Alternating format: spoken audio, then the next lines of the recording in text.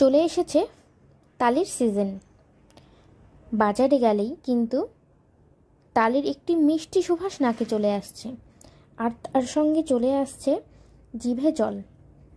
আমার সঙ্গেও সেদিন ঠিক তাই হয়েছিল। বাজারে যাওয়ার পর আমি যখন দেখলাম তাল পাওয়া যাচ্ছে, সঙ্গে সঙ্গে একটি তাল নিয়ে চলে এলাম বাড়িতে। তারপর ঝটপট করে বানিয়ে ফেলেছি তালের বড়া। তালের বড়া বানিয়েছি, আর আমার গপুকে আমি দেব না সে কি হয়?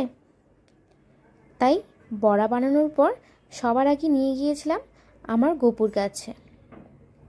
সামনেই তো জন্মাষ্টমী চলে এসেছে, তাল দিয়ে অনেক কিছু বানানো হবে, সেটা আমি অবশ্যই তোমাদের সঙ্গে শেয়ার করব।